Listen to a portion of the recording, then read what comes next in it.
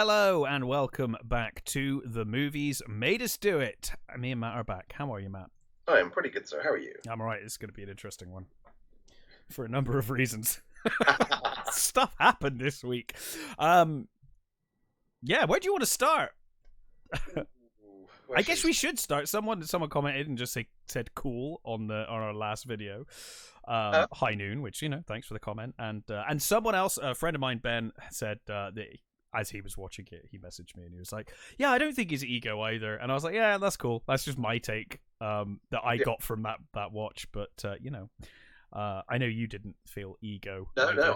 I didn't. He was like you. He was like, just like, dedication and, and that's fair.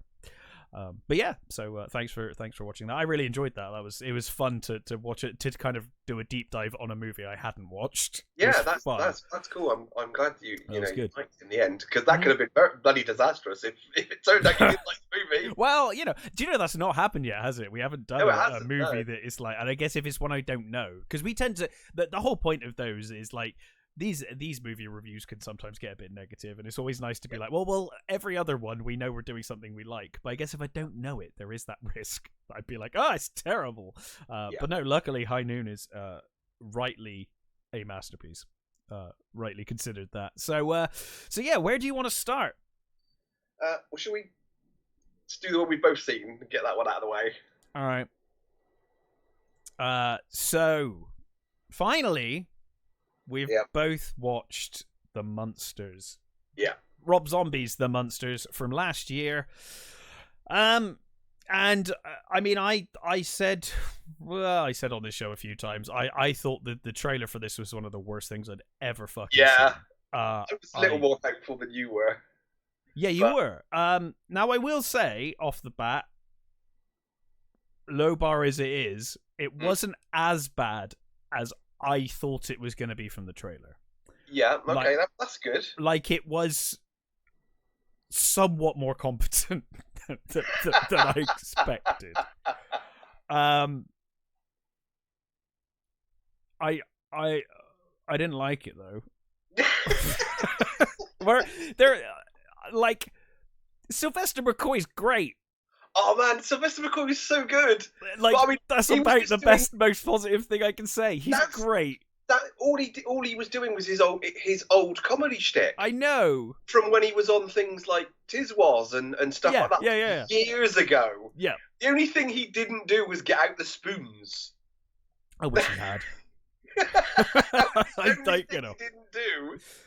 I've got to say, if we're talking about the cast, I don't mind Sherry Moon in some movies. She is fucking terrible in this. I love Sherry Moon Zombie, but I think she can be fine in the right role. Yeah, I think she's great as Baby. Obviously, that's how everyone knows her. Yeah. But I think she's fantastic in Lords of Salem, which I think is one of the most underrated movies of Rob Zombie. I think Lords of Salem is probably her. It's my favorite Rob Zombie movie. It's probably her best performance. I mean, Baby is just one of those characters. That's a character thing, and she's known for that. But I agree. I think it's her best performance, and it's my favorite Rob Zombie film. Well, probably as a result of that, actually, I think it's fantastic. Lords of Salem. She is terrible as Lily Munster. She got the mannerisms down. I can see it. Right. So I agree. And do you know the thing that came into my... I was watching this last night, and I was halfway through writing you a message, and then I was like, no, I'll just wait until tomorrow, and I'll tell you then. It really depressed me because... Like watching it just depressed me because I could kind of see what everyone, including Rob Zombie, was going for. And I can tell that they all love the source material and they're all really trying. Yeah. And I can, even with Rob Zombie's stuff here, I can see what he's trying to do. Just none of it really works. And the same with her. She's doing a Lily Munster impression. I get it.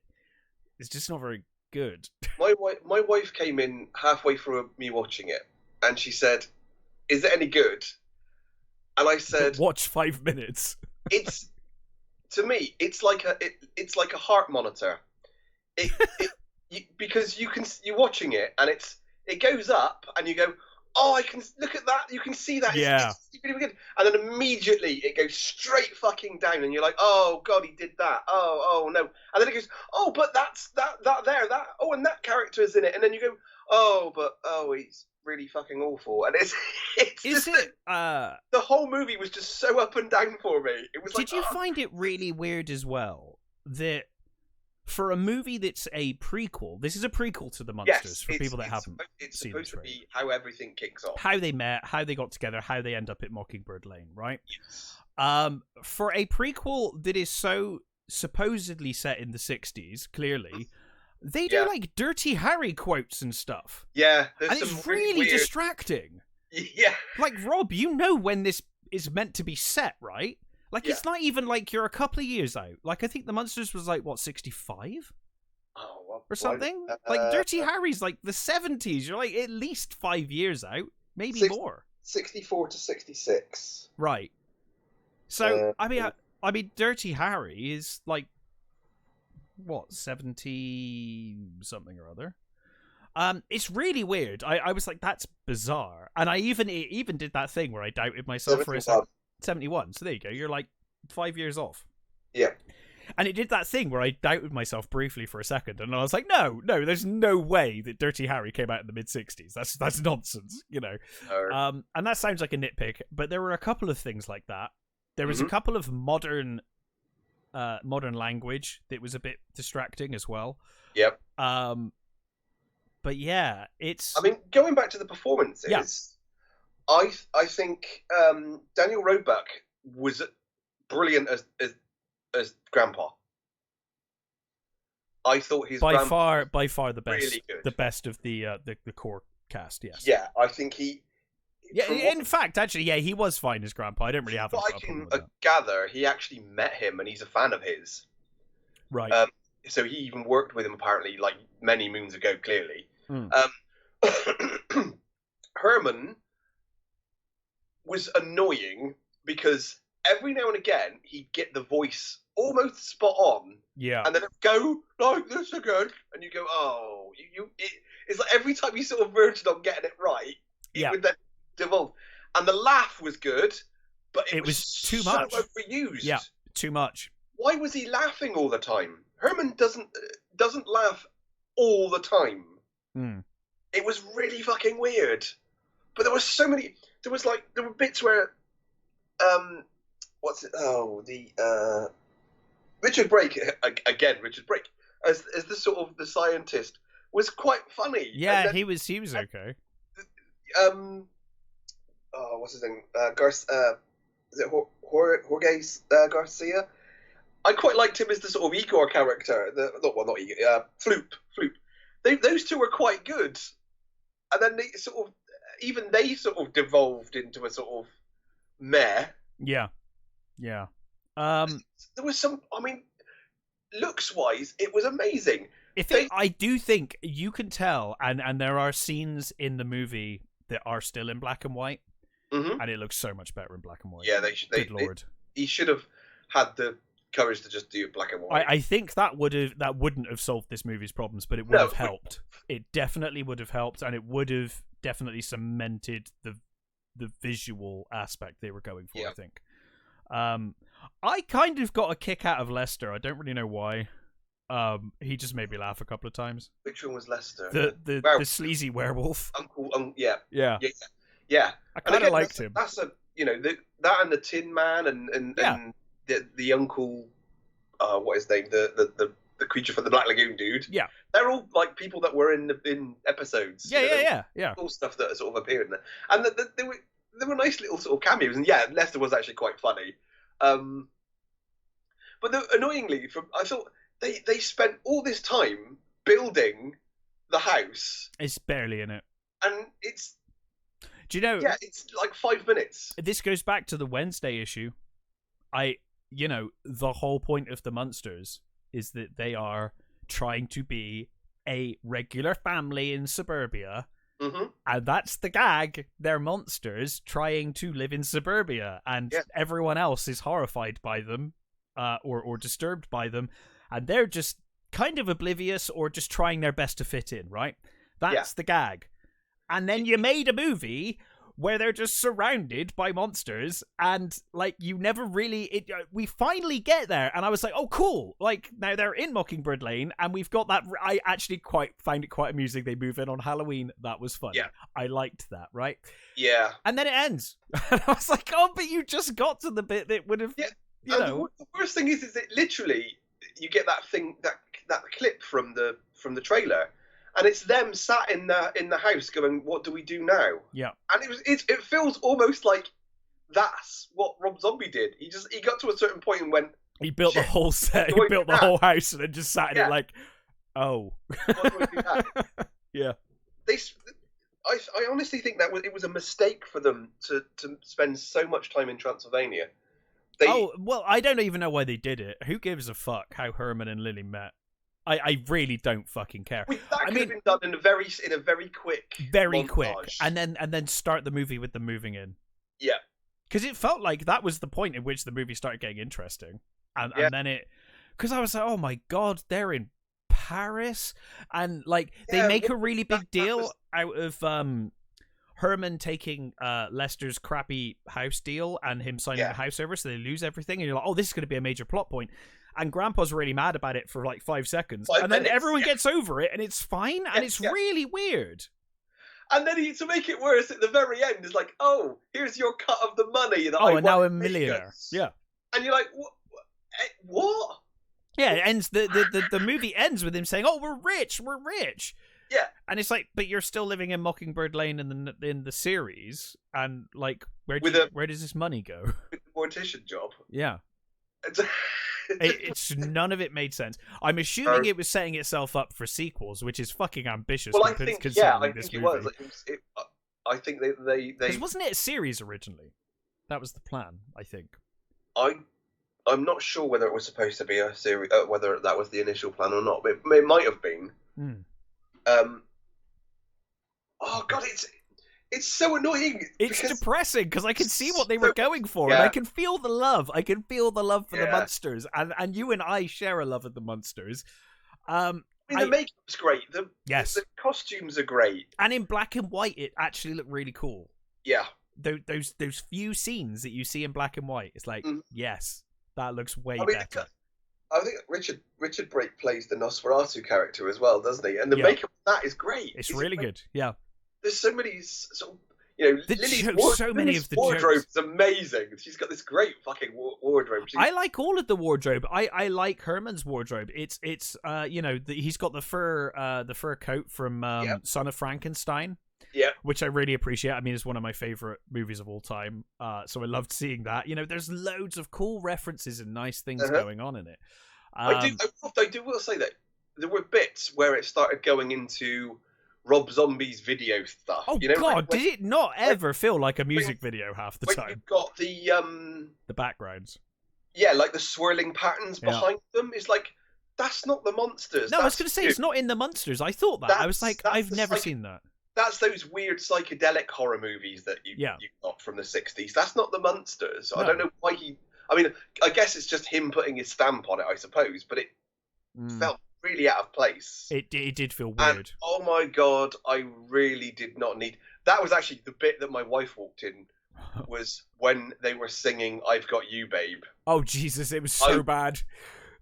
Oh god, I did not need that. No, it was so fucking awful. All of the Paris bit as well. I was like, this is terrible. What's going on? They showed us how they got Spot. Fine, all right, sure. I mean, I guess I always wondered how they got Spot, but I didn't. Never really not that much. It's not like he's an integral character. He's a gag, basically. I feel it just made me sad because I was like, I can feel the love for the Munsters, and I can feel that Rob Zombie really fucking likes the Munsters. And even if I'm criticizing actors and actresses playing roles like Sherry Moon, she's really trying, and I can see what she's going for. Yeah, they're all. That's the thing. You can like you said, you can see the love. You can see that they're all trying. You can it just see makes it all the more tragic. Yeah, and I think one of the worst things about this movie is if this was I think the majority of the fans are probably going to feel exactly like we do. Yeah, but new people that have never seen the Munsters, will never watch the Munsters now. We'll never. Yeah, exactly. They're just going to be like, oh my god, damage. Them ever going to see, watching the Munsters. They just sort of stay away from it, from this bloody movie. Certainly, if you watch this before you watch the series, like as a prequel, you go, yeah, no, I don't think this for me. Thanks, no. And really, this isn't a representation of the Munsters at all, because like I said, the Munsters, the whole gag, much like the Addams Family, is that they're, well, I mean, less so with the Addams Family, but they're in society, right? That's the joke. They don't necessarily realize that they are the monsters. They're the freaks of society, and they're just trying to live suburban life. That's the gag. And you don't really get that here. The main difference between the sort of Munsters and Addams Family is the Addams Family can blend quite well.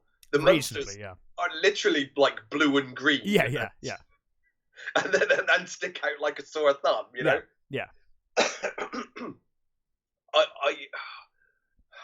I so wanted to enjoy this. I will say I enjoyed it more than I thought I was going to from the trailer. I will say that. It's a low bar, but I did have moments. I found it painfully unfunny whenever they were trying gags. Generally, they didn't land. I think I laughed once, but I can't even remember what it was at now. Yeah, I'm trying to remember. There was a couple of times I laughed, but I think it was... it was Lester, actually. A couple of times Lester made me laugh. Sylvester McCoy made me laugh a few times. Sylvester McCoy is way too talented to be honest. I did like the idea that that's how he became Igor the Bat. It was quite funny. Yeah. That was funny. Yeah. I thought that was funny. But, even... I mean, the thing is that with a lot of the gags, you could see them coming up from such a long way away. But then they don't stick the landing. No, they weren't delivered well enough to even be like, oh, that's actually quite funny. No, they were just really bad. Yeah, exactly. Yeah. Oh, it's just not a very good film. It's a fucking awful film, really. It's dreadful, but it is better at least than the trailer made out. Yeah. I'll give him that. And I can see the passion. I really can. Yeah. So, it's not good, and I certainly don't recommend it.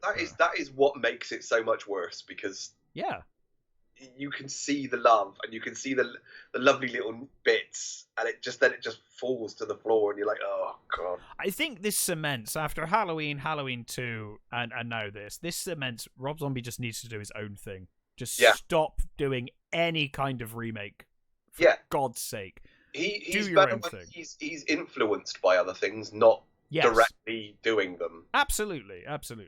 Because all of his movies, they've all got influences from other things. Of course. Like Lords of Salem is very Italian. The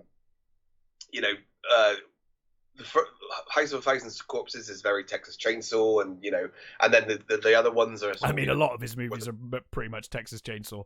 Yes, I mean, Texas Chainsaw does hang very, greatly. Yeah.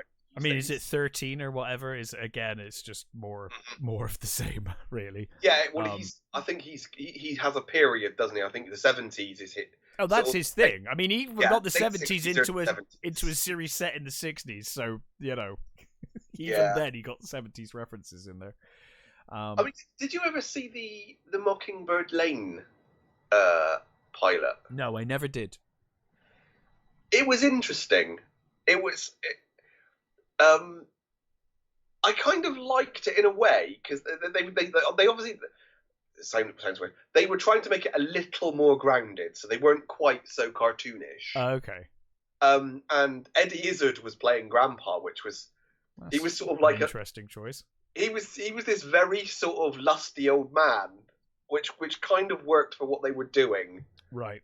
It was interesting, but obviously they didn't pick it up, but I kind of liked it. It did feel like they were trying to do something different with it, but not so bad that it was awful. Yeah, and it wasn't great. Let's not. I won't go too far, but things like what's the other one? Is it the Munsters Today? Yeah, I quite enjoyed that one. Mm-hmm. That was quite fun. I mean, I remember watching it because I was quite young when that was out. But this. Yeah, I couldn't recommend it. I can't recommend it, not even to fans of the Munsters. I just found it depressing. I mean, maybe as a curiosity to fans, just so that you can see what can be made now, I guess. What what I mean, what I mean is for the sets and you can still pull, because it does look brilliant. Oh, dude, the sets are awesome.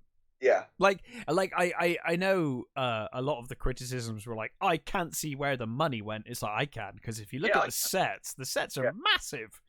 And that Mockingbird Lane it's like 1-to-1 accuracy. Right. It's incredible. It's just such a shame that it's used within this story. Yeah. Really. And like I said, it feels like it's getting interesting just as it ends. Yeah. I think that was the big mistake, is they spent far too long in Transylvania. But wasn't that the biggest mistake with Halloween? He spent like half the movie doing a prequel that no one wanted. To how he became, and then when he finally becomes him, he's only like Michael Myers for like half an hour. Mm-hmm. The Mike Myers we know. And it's kind of the same here. It's like we didn't want to see how they got together. Like just bizarre. And I think I liked that first one more than you did. The first what? Halloween. Halloween one, yeah. I like it as its own thing. I don't hate it. I hate the second one. I really fucking don't like the second one. I've said before, the only thing I love the dream sequence in that second one. The dream is so beautiful. I'll give you that. It is cool. And I just take those out and watch those bits, because those are really, and that shows Rob Zombie's eye for these things. He does have this a really good, beautiful. I will say scenes. Yeah, and I will say to that point, much like Rocky IV. The director's cut that came out last year that Stallone worked on and retooled and changed scenes around. Yep. There's a documentary that Stallone made about making that. It's far more interesting than the actual film. Yeah. And similarly, I don't know what release it's on. I'm assuming it's on some release somewhere. But on YouTube, I have found, and it's about 4.5 hours long documentary of Rob Zombie making Halloween. Right. And it's really good, like that, from like a filmmaking perspective, and just seeing someone from beginning to end plan the movie out. That's so interesting. Like that to me is more interesting than the movie. But it's such a shame. It just depressed me, Matt. It depressed me watching this, because I wanted to like it, and I could see the passion and love. But it's just not good. It's not good. It's not good. It really is. Let's move on. It's depressing me. What else have you watched? So I will go with Megan. The other movie that I almost watched. I'm curious about this one. I like the whole doll horror thing. Yeah. A more serious, I guess, or wacky take on Chucky. In this case, as I understand it. But I guess it's slightly more closer to the remake of Chucky, I suppose. Well, hopefully it's better than that. Because that's I still haven't seen it, but I saw someone do a deep dive into the differences between the Chucky movies the other day, and that was interesting. This is Megan, directed by Gerardo Johnson, starring Alison Williams as Gemma, Violet McGraw, and so it's Amy Donald as the body of Megan. Right. So she did the dancing and the little running around bits and stuff. And Jenna Davis is the voice. Right. And CGI is the face. Well, it's or is it contact lenses and stuff? It's a mixture of masks, CG, and like puppets and stuff. Okay, so that's why it looks so good. Yeah. So basically, we're introduced to Katie and her family, who are going skiing, and no spoilers, obviously.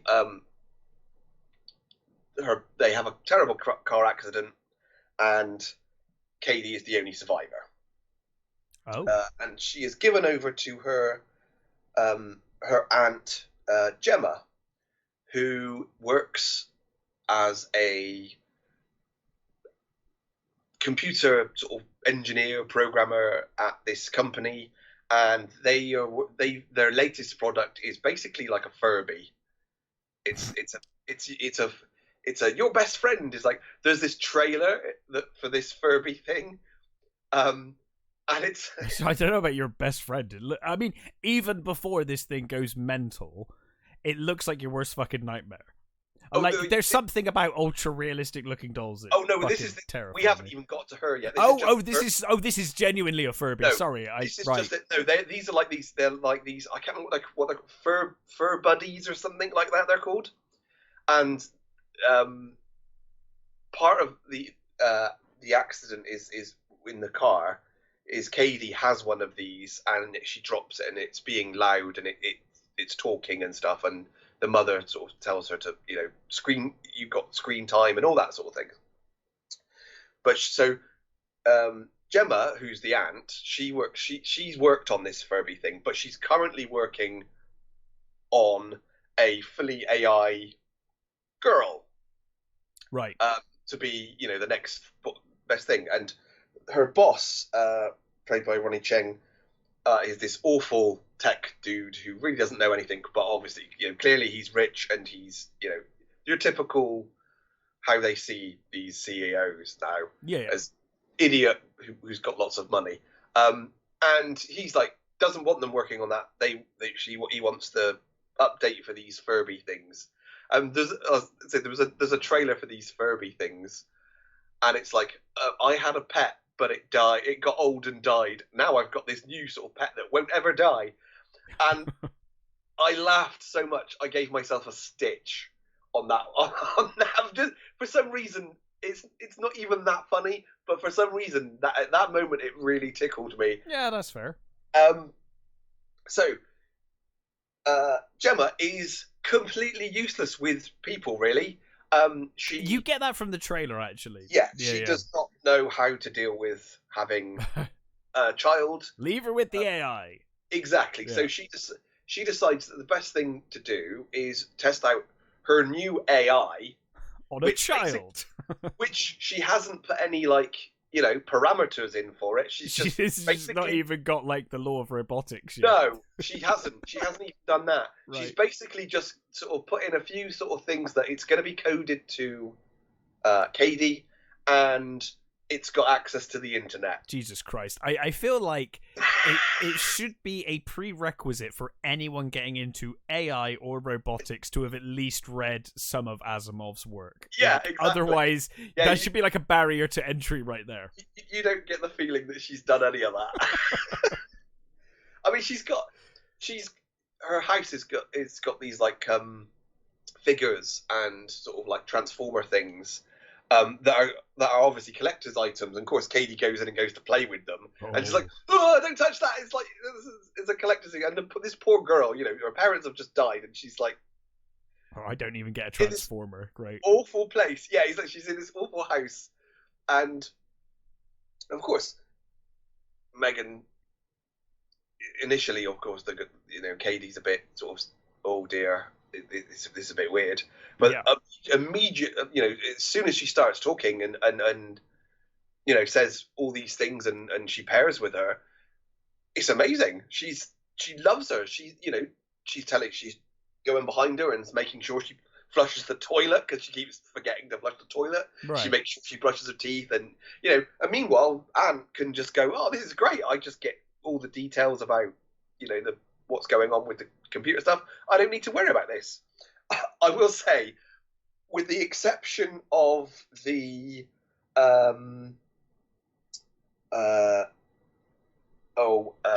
is it Lydia, the counsellor who comes to sort of visit to make sure that with the exception of her, every adult in this is a fuckwit. Right. They almost every one of them has got some quirk that makes them just a terrible person. Sure. They're just not great people at all. And it should put you off the movie because it's like, oh God, is anybody sensible? Mostly no. I mean, especially the aunt. She is just dumb.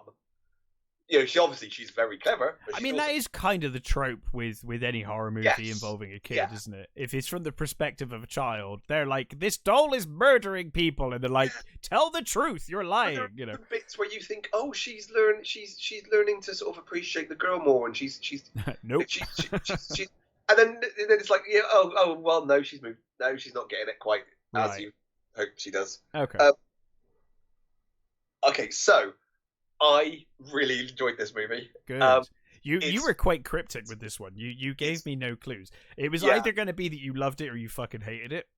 Was basically how you pitched it to me last week. You were like, "Oh, I've got some stuff to say about Megan." I was like, "Oh, okay." Yeah, no, I really enjoyed it. It's really fun. Oh, that's good. It's the Megan herself is brilliant. I mean, not quite as good as Chucky, right? Original Chucky, obviously, but she's almost right up there with. I mean, you can see why already they've got sequels. Oh yeah, I mean it's a terrifying visual, and I mean just from a realization aspect, it looks fantastic. It reminds me of when they did Where the Wild Things Are, yes, and they used that they used real people in just like fursuits running around and then CGI'd the faces on, and it just looks so real as a result. And obviously here they've used a real person for the body, and then they've done stuff for the face, and it just looks so creepy and effective. It's fantastic. Yeah, and it is really creepy and effective, and she's really good, and she certain things that she does that obviously you've seen them before, but of course they're done very well. They're done really well, and there are just some really, really lovely, funny moments. Yeah. That they're those sort of moments where you go, should I be laughing at that? Probably not. Violet McGraw, who is Katie, she is wonderful. She's previously she played the young Nell in The Haunting of Hill House. Fantastic. And she was also in Doctor Sleep, and I think she played the young Elena in Black Widow as well, but I haven't seen that, so that was shit. Can't comment on that. 2 out of 3 ain't bad. She's an absolutely wonderful little actress. No, she's fantastic. She's so sweet, and she's so, and even when she's being like, obviously when her aunt tries to sort of tell her off, she's like, like, fuck you. You don't get to tell, Megan tells me what to, she's my, main carer, you can't fucking tell me what to do, sort of thing. And it's like, oh dear. Which to a regular human would be a massive red flag right off the bat. Yeah. I mean, even there's when one of the, when the psychologist comes and she says, after an accident, most children pair with someone quite quickly, that a support person. They're looking for something, and it should be you, right? It. You should be doing this, and she's sort of like, yeah, I kind of get that, but yeah, I mean, maybe I should step up. But you just think, oh God, it just feels like she's everything comes too late for her. Honestly, I think if it wasn't for the fact that she's played so well by Alison Williams, you'd probably really, really hate her and want her to die horribly. Sure. But I think one of the bad things about the movie is they clearly wanted to do a R-rated movie. Yeah, I have heard that actually. Yeah. So I think hopefully we'll get that cut eventually. Yeah, I think hopefully they'll release a director's cut, but because I think there's a bigger body count, and I think for the most part, whenever she does something bloody, it kind of cuts away. You can usually tell by the way those kind of films are edited. Yeah, and there is definitely a sort of a feeling that they wanted to go further, but obviously somebody decided. I think it was because when the dance that she does in the sort of trailer, I think that became like a TikTok thing. Of course, and teenagers, of course, were doing it, so they thought, oh, well, this is like a built-in audience. We already know they're going to watch this, so they obviously made it a sort of PG-13 sort of thing. As if teenagers didn't watch R-rated films to begin with. Yeah, well, they can't go to the cinema though. True. I think they want the bums on seats, don't they? Fair Otherwise, enough. why would you bother? That's true. Well, what you do is you pay for your ticket for a different film, and then you walk into that film. That's how we did it in my day. Yeah, it's been a long time since I did that. Well, I don't really have to do it anymore. So, although I have heard people doing things like buying tickets for certain movies and then going to see something else because they don't want, like, I think Gary... I want to watch this, I'm going to watch this movie but not pay for this movie, I'll pay for a different movie? Okay. Yeah. And enough. I think Gary from Nerdrotic did that with, what was it he did it with? I think it was one of the Marvel movies. He just didn't want to pay for it. So he went and, I think he paid for June or something, and then went into... Oh, if I paid for June, I'd just watch June. I'd just watch that again. So there's lots of stuff that will totally remind you of several other movies, and within the doll genre. The doll genre, yes. But I think it's done well enough, and Megan is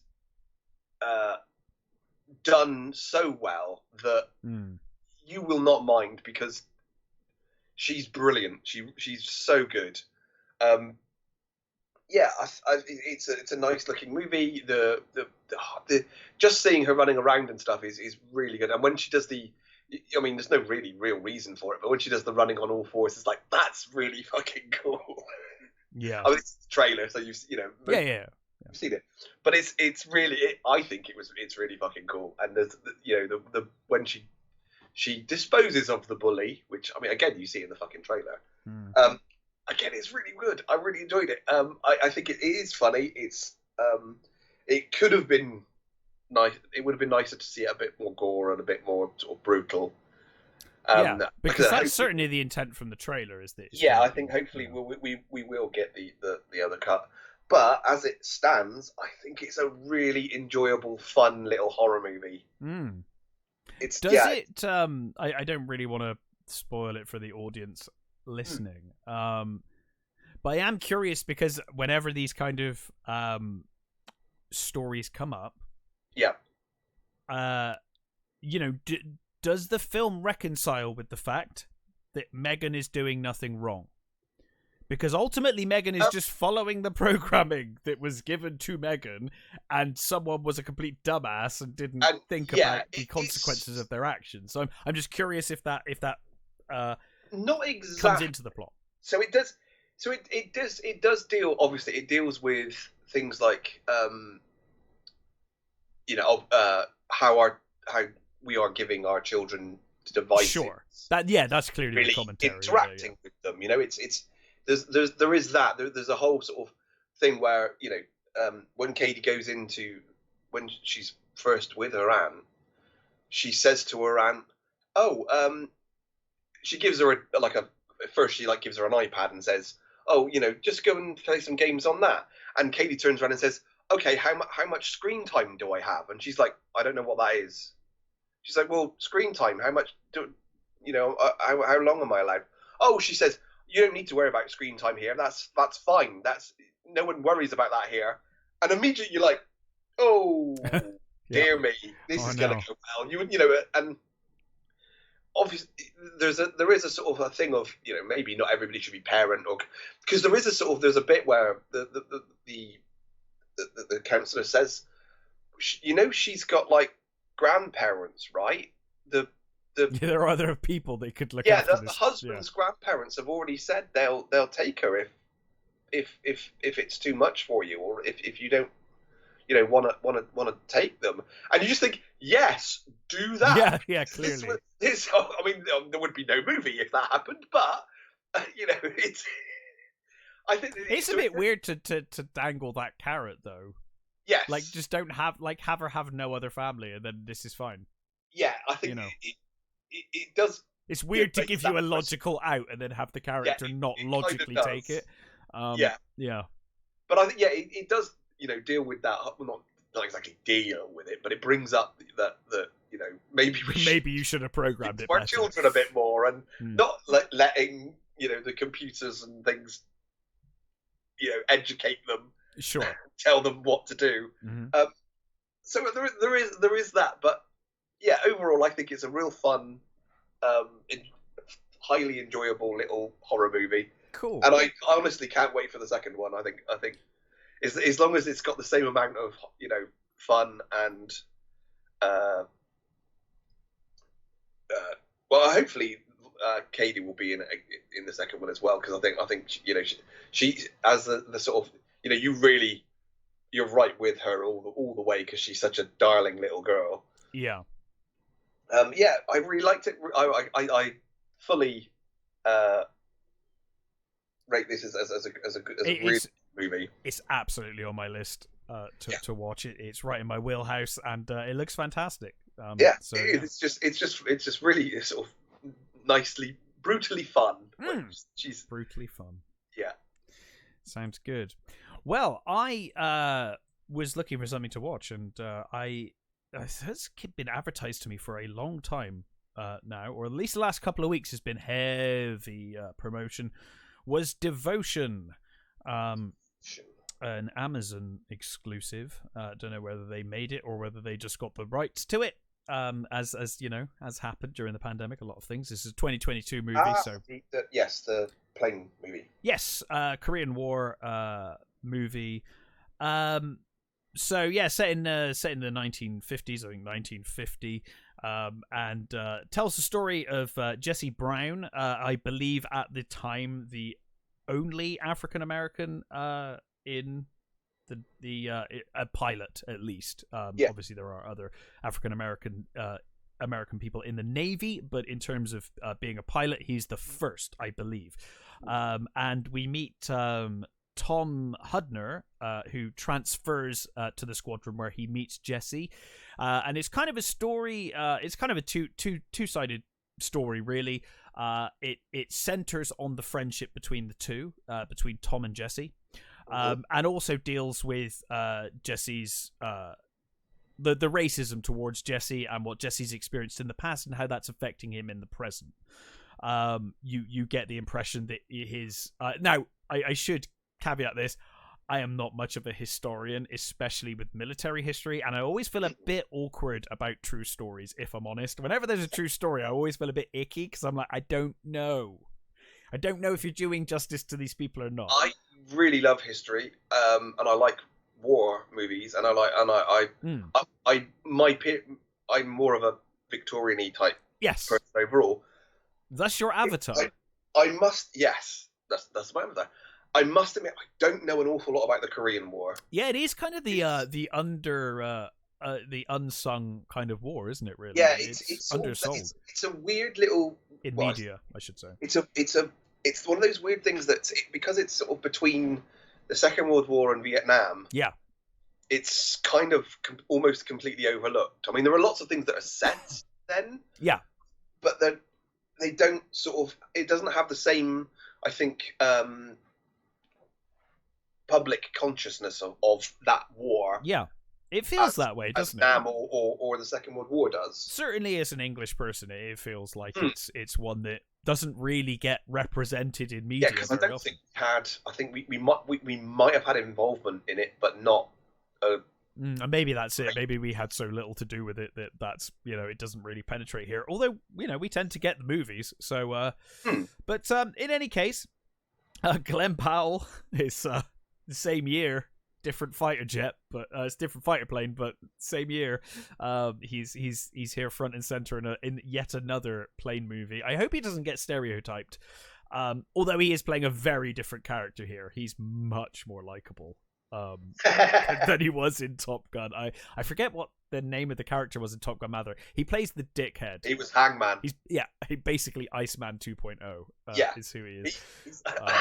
Iceman 2.0, yeah. And he's great in that, and he's great in this. He's much more likable here, though. And Jonathan Majors as Jesse Brown is fantastic. His performance in this is really, really good. I would say the whole kind of ensemble cast here, fantastic. Which really helps sell the movie. The battles when they happen. It's not really much of an action movie, I should point out. It's more of a tale of friendship and also racism, and the kind of effects of that. But when we do get the flight scenes, they are fantastic. Obviously, they presumably didn't have quite the budget of Top Gun Maverick or anything like that. But still, very effective, very well done. I thought the story itself was really good. Again, I cannot speak to the historical accuracy, but I liked all of the characters. I really enjoyed the story, and I really bought into the friendship of the two central characters, which I think is the key thing. If you don't get on board with that, I guess it's probably not gonna carry you, because it is quite slow in places. I think it probably has a few kind of pacing issues there to an extent, but overall I really enjoyed it. I think the acting by the two leads really carries this whole movie. I think Jonathan Majors is fantastic in this, and I'm really curious now because I know he's in that awful looking Ant-Man movie. Kang, isn't he? As Kang, and he's also the lead villain for Creed 3. So yes, he's quite busy. He's a busy guy. I still haven't seen Creed 2. Wasn't really a big fan of the first one, so yeah, that's fair enough. I liked the first one a lot. I liked the second one less, and I will watch the third one because I'm kind of committed now. But you were invested, so yeah, exactly. I'm invested in the character of Creed. Oh, Stallone's not in this one, is he? So no, he's thrown his toys out of the pram and stamping his feet like a child. Hey, as I said to my friend, it was fine for Stallone when he was doing exactly what's happening right now to the writer of Rambo. He didn't give a shit about the writer of First Blood, because the writer of First Blood complained about how you treated his character and kept making sequels that were unnecessary, because if you read First Blood, Rambo dies, right? Yeah. And so he always complained, and I was always with Stallone. I was like, no, all these years I've always said, no, you sold the rights, you shut up, and you deal with the fact that you sold the rights. But now that it's happening to Stallone with Rocky, now he's unhappy. And it's like, guy, you made your entire career off of selling those rights. I'm like, I'm sorry. I know it sucks that it's your character, but at the end of the day, you did sell the rights, and they can do what they want with it. And to be honest, from the trailer of Creed 3, it looks like they're being pretty respectful anyway. So yeah, from what I've seen, it doesn't. It kind of looks more of the same. So, but anyway, Jonathan Majors, definitely someone to keep an eye on in the next couple of years. I've seen things, and it's, from what I've seen, he's a pretty good actor. So there's a couple of scenes in this, one in particular where he's, and I did look at this. This is apparently true, so I did check this. He apparently made a note of every offensive thing that people said to him through his life, and he repeats it to himself in the mirror. And there is a scene where you are the mirror, and he's kind of saying it directly to camera, and he's saying all of these racist things to himself to basically, I guess, psych himself up or to kind of overcome them. Like shield it. Yeah. And my God, his performance in that scene is fantastic. It's really, really good. So this guy, I'm trying to think where else I've seen him. I mean, obviously, I'm aware that he's in some really big projects now, but I've seen him before in something. He was. I saw him in I hated Lovecraft Country, but he was actually very good in it. I never watched that, actually. Yeah, don't. Yeah, okay. Well, I won't now. He was in Harder They Fall. Oh, yes. Okay, that's where I've seen him from. And he was in The Five Bloods as well. Oh, of course he is in Harder They Fall. Yeah. Now that makes sense. But he's fantastic in this, and I'm really curious. It's going to be interesting because you've got Jonathan Majors here, fantastic performances. And Glenn Powell, who, again, two fantastic performances in the same year. And both of these guys are clearly destined for greatness, and it's going to be really interesting kind of watching their careers go stratospheric from here. But I thought this was a really good film. It's quite long. It's about 2.5 hours, and to be honest, it feels like you probably could cut some of that out, if I'm honest. Right. I do think it suffers from a few pacing issues, but overall, I thought it was a really well told story. And you know, it's emotional when it needs to be emotional. I felt the emotion, and I really bought into the friendship of these two characters, and it doesn't go the stereotypical way you would expect a friendship of that kind in a movie of this kind for the story they're telling. But again, I don't know what actually happened, and I don't know the history, so this could be complete bullshit. Like, I don't know. So Great movie, I thought. Really, really well told. The effects are fantastic. The acting is fantastic from all of the cast, not just the two leads. I really bought the whole cast. Really enjoyed this film. It was a good punt because it was just like one of those. I need another movie to talk about tomorrow. I did see it on Amazon. Oh man, it was heavily promoted to me. It's been at the top every time I've gone on Amazon Prime for the last couple of weeks. So. But anyway, yeah. So I highly recommend Devotion. What's next for you? So I will go for 8 for Silver. 8 for Silver. Yeah. So originally it's one of those weird name ones. So originally, excuse me. That's all right. I sympathise. Having COVID last week, I completely sympathise. Yeah.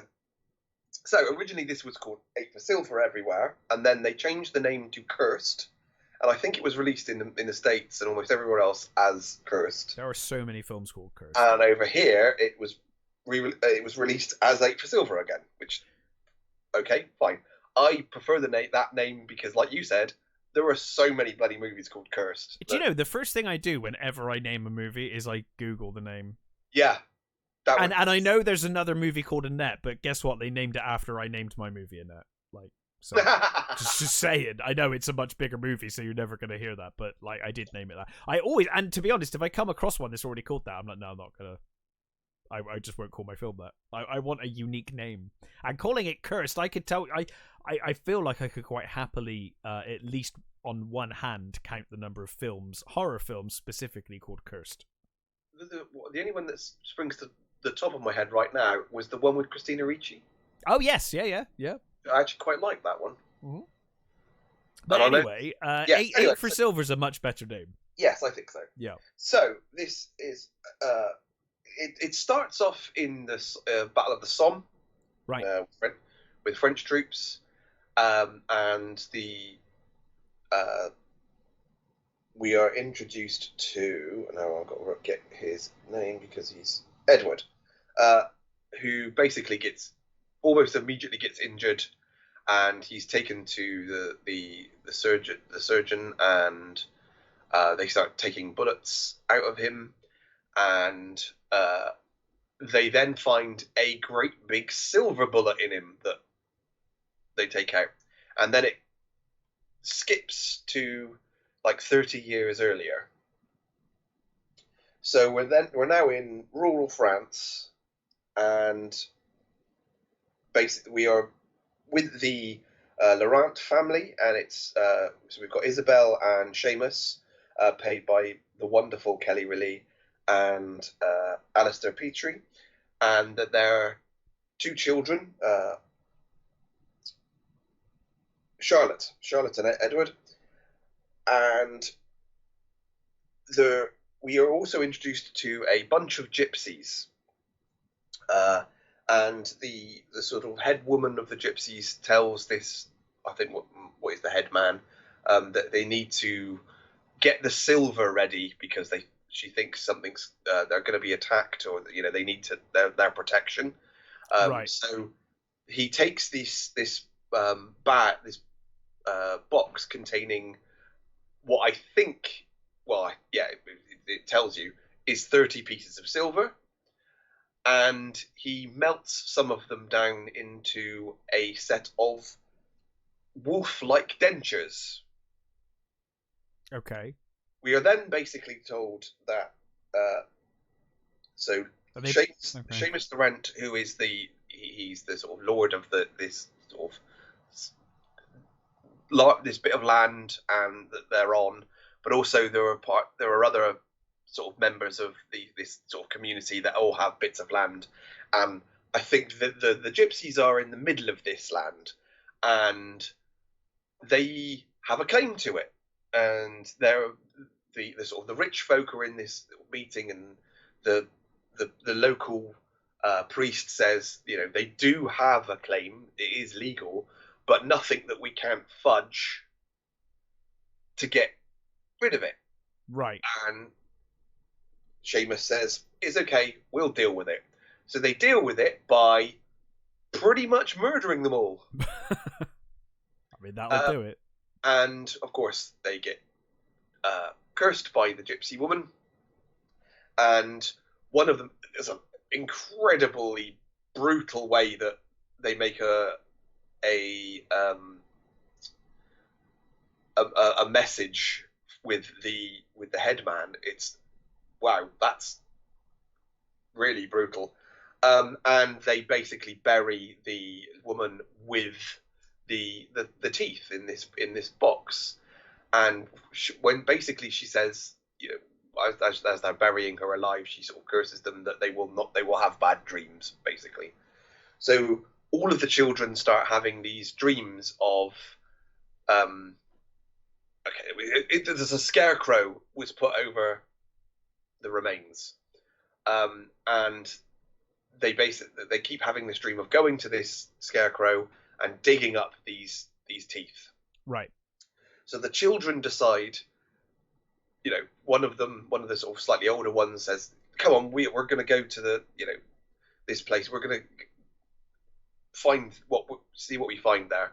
So they go there and they sort of dare each other into doing it. Basically, one says, "You do it," and he's like, "No, if you're so brave, you do it." So standard kid stuff. Yeah. So the big kid, he takes them out. He takes out these dentures and immediately puts them in, and is basically taken over, and he bites William. Right. Not William, Edward. He bites Edward, and then he basically, all the children, they all run away. They all sort of, you know, do a runner. Edward is mauled on his shoulder, and later on, well, he then goes sort of missing. So all of the locals come out to sort of look for him. So meanwhile, we're then introduced to Boyd Holbrook, John McBride, played by Boyd Holbrook, who he's doing this. He's almost everybody in this is English actors, and he apparently got the job by convincing the director that he could do an English accent. Right. So it's like, okay, and it's not bad. It's a little weird the way he vocalizes certain things, but it's okay. So he is a coroner. Right. And basically they're called to this. Him and the magistrate are called to this area, and it turns out that McBride's family were previously he previously dealt with a curse before.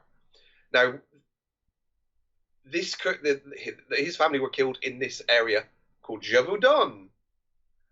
So they've taken the beast of Gévaudan and moved it up to like 100 years, because the beast of Gévaudan should be 1700s, and for some reason they've made it 1800s, which is a bit weird. But anyway, so he's been looking for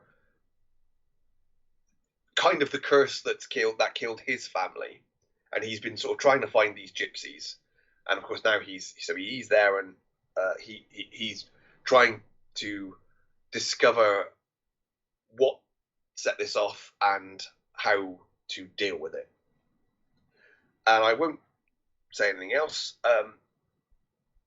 What I will say is it's basically it's a werewolf movie, but what I like is it deals with it as a full-on curse, sort of Wolfman style, but with a more sort of folk lore interpretation of the curse. The way it deals with the transformation and what it does to it sounds interesting.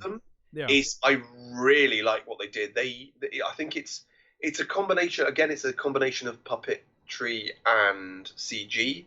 I've seen the puppets. It's actually very cool.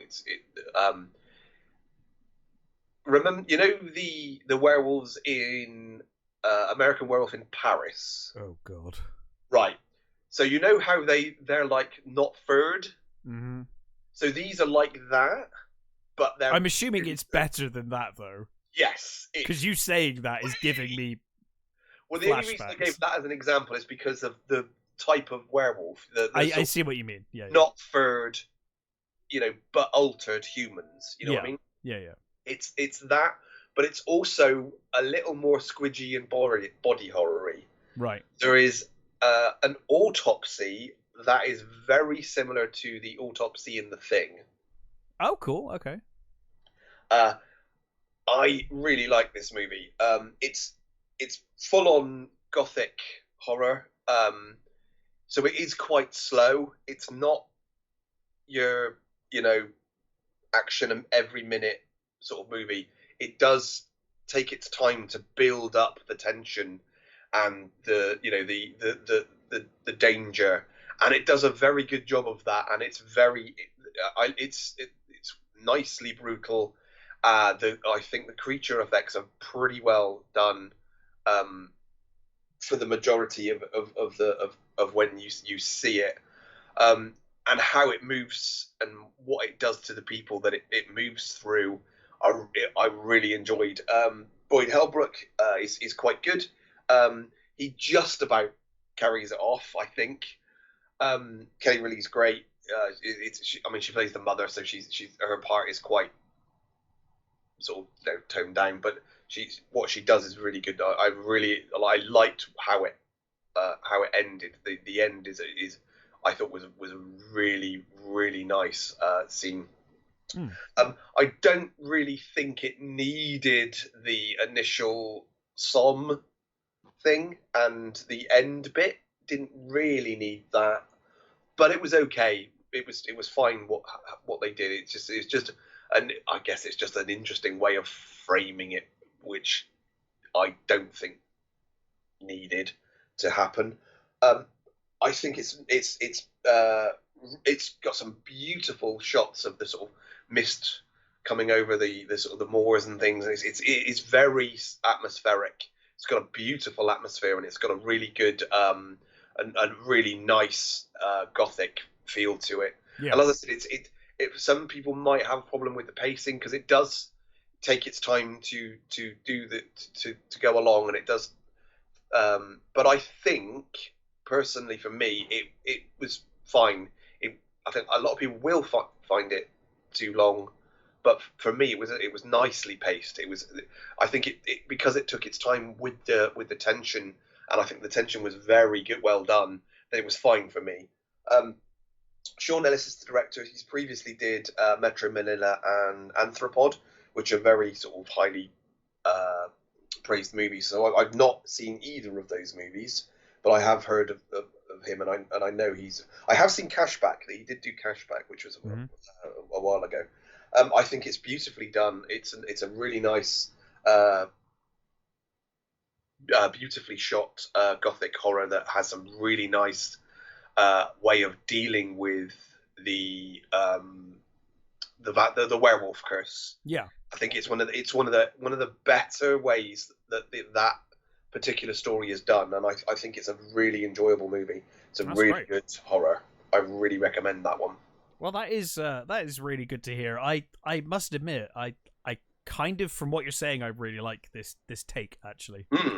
It's kind of fun because we've previously covered Brotherhood of the Wolf that goes in a completely different direction. Which is that's literally about the Beast of Gévaudan. Well, it is, but it's in its own way stylized. Yes, yeah.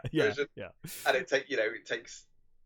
I mean, the story itself is quite a fantastical story, and they obviously hype it up, but of course, well, I mean, we've already done it. We can spoil it. It doesn't really matter, but in that it's a lion, so it's. Yeah. But yeah, I really enjoyed it. I think it's a really good movie. Really great. If you're a fan of gothic horror and you don't mind a slow burn, this is that movie for you. This is the movie for you. Cool. Well, I will definitely be checking that one out. Do you want to do another movie? Yeah, sure. Is that it for you? Well, I have seen episode 1 of Picard season 3, but I figure that probably should come last because that might like I feel like that might generate a rant. At which point we might as well get the movies done first. Okay, so I have also seen Your Place or Mine, which seems really wholesome. So I mean, I think as anybody who's watched this, I literally said when you were. I was trying to find the thumbnail. I was like, "Oh yeah, Reese Witherspoon." I like a good chick flick from time to time, and all you need to do for a good chick flick for me is put Reese Witherspoon in it. Hire Reese Witherspoon. Witherspoon, and I'm there. Yeah. So this is it's a Netflix movie, and it stars Reese Witherspoon, Ashton Kutcher, and Zoe Chow. And Jesse Williams and Wesley Kimmel. So we are introduced to Debbie and Peter in the 90s, I think it is. Yes, it's the 90s. It starts off in the 90s. And they, after a poker game, they hook up. And then it moves to now. And they're not a couple. They are best friends. They talk to each other all the time. They tell everything to each other, or they think they tell everything to each other. Ooh. And one lives in New York and the other lives in LA. And so Debbie now is a single mother with a child who is he's one of those. He's allergic to everything. He's a bit sort of nerdy. Okay. He's a bit. There is a word for that. I can't think what that is. What like a hyperallergy thing. Yeah. Well, it's a sort of immune thing, isn't it? So it's yes, it's like immune compromised or something. Yes, yeah. He's not quite that bad. He's not Bubble Boy territory, right? But he's got sort of there's he can't eat a lot of stuff, and there's things that he's sure. A bit weak, and he's not so. But I think partially that's to do with the mother, being a bit cotton woolly, and. Peter is a sort of high-flying, sort of not really sure what he does. He sort of goes into companies and he turns them around or something, and then he buggers off to the next company. He's loaded anyway. Right. Is the deal. And it's his birthday. His birthday's coming up, and Debbie is going to be going to join him for his birthday and surprise him because they haven't seen each other for a while. They just talk all the time. Meanwhile, the woman that was going to be the babysitter was going to stay with her son Jack. She gets a part in this play, and she can't, or a part in a film or something, and so she can't look after him. So Peter says, "Oh, that's right. Not only is it's Debbie's. Is she going because it's his birthday? She's going because she's getting some sort of degree. There's some sort of crash course she can take that she's taking.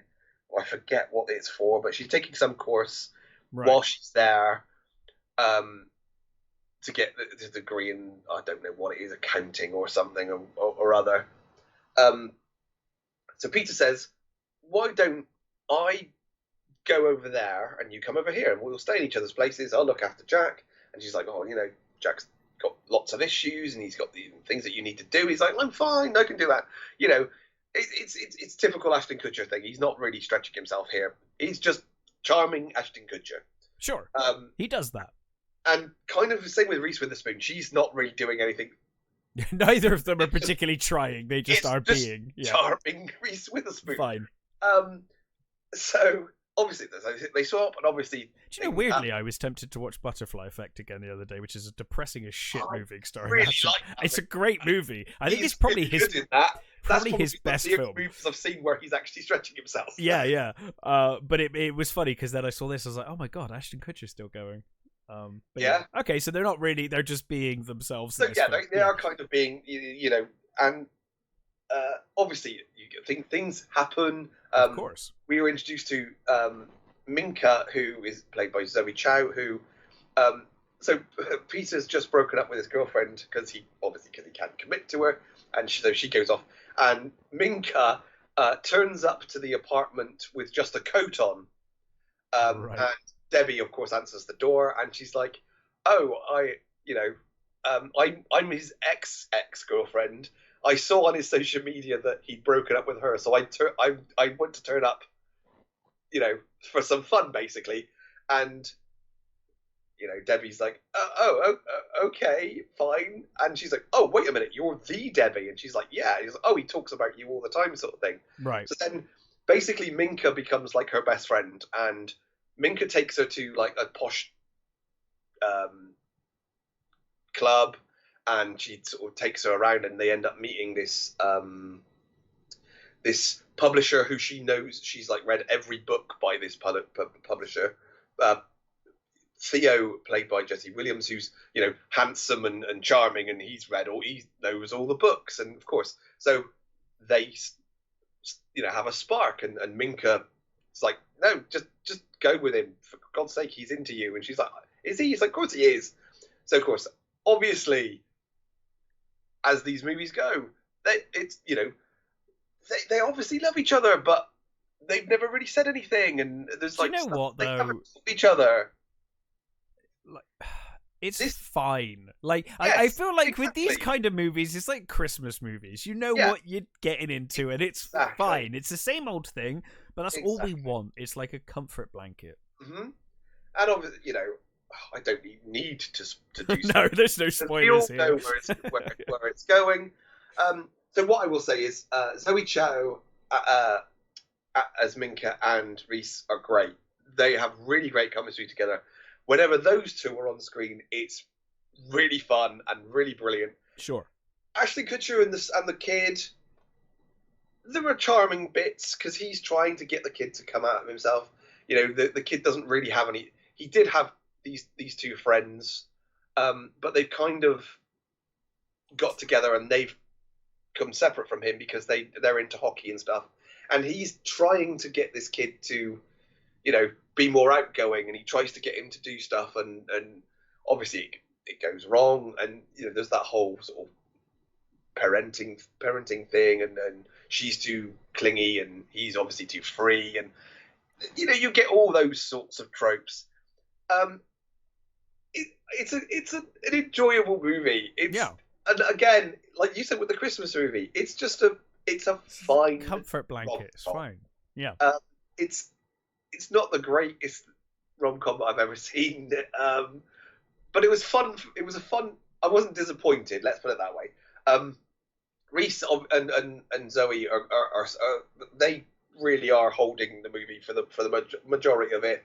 Ashton Kutcher is fine, but it's okay. It's it's filmed well enough. The dialogue's fine.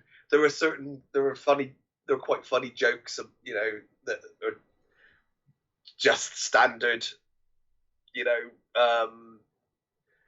awkward parent jokes, things like that. So it's okay. I really did find it. It was fun. It was just a fun rom-com that isn't going to tax you. Isn't going to, if you want to just switch your brain off and enjoy some pretty people playing lovey roles, this is perfect. It's that sort of movie. It's it's not gonna, you're not gonna find anything spectacular in it. Like we always say with a lot of the Christmas movies, it's not you don't need anything spectacular. No, it's a sort of a fun middle of the road rom-com. Yeah, and that's fine. Yeah, exactly. Yeah, well, cool. Maybe if I'm in the mood for that, I'll stick it on. I would say, if you're not into rom-coms, then I've got to be in the right mood. Certainly, 8 for Silver and Megan are much more my wheelhouse. Yeah. But maybe are genuinely good movies. Yeah, maybe. So anyway, I wasn't gonna do this. In fact, I'm pretty sure I'm on record on this show saying, "Fuck this! I'm not doing any more after season 2." And that's fine. I'm gonna be a hypocrite. So, the thought occurred to me because I wasn't gonna fucking touch this with a barge pole. Not after season 2 of Picard. We're talking about Star Trek Picard. In case you hadn't guessed. I hated season good, 1. So well, this is the thing. So I hated season 1 for the most part. I think it has a couple of things that I liked, but for the most part, I didn't like it. The second season, I fucking despise. I fucking hated it. I think the first episode or so was interesting enough that it kind of was like, okay, and then it immediately fell off a cliff, and it was terrible. Get to the second season. The first season was enough for me. Yeah, sure. And so I was done. I was like, no, I'm not watching season 3. And then I started hearing about it, and I started hearing from so many people that season 3, and from people who, by the way, have seen way more than I have. I've only seen episode 1. I don't have access to any more than that, right? Yeah.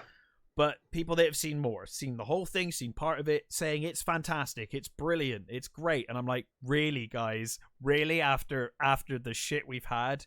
Yeah.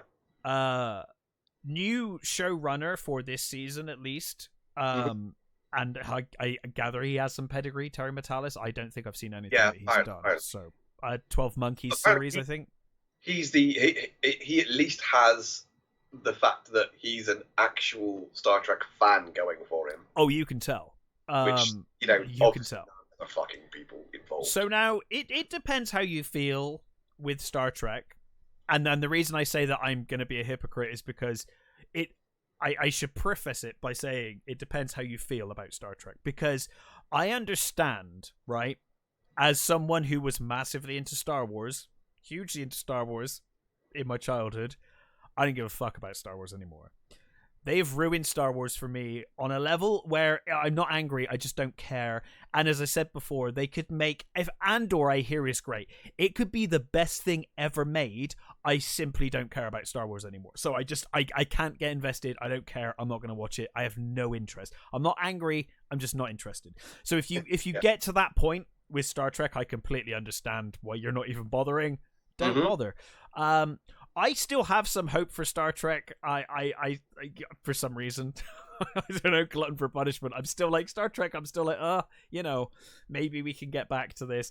And I was reminded of my, you've got this kind of split in the vegan culture where someone like McDonald's will do a vegan option, and half of the culture will be like, fuck McDonald's, they're a terrible corporation and they do horrible things to animals, you should never eat there. And then you've got the other half that are like, well, they're gonna keep doing what they're doing whether you like it or not, so maybe if you spend money on vegan things, they'll see that there's money to be made in vegan things, and then maybe they will do more vegan things, and it will become more of a prevalent thing in society.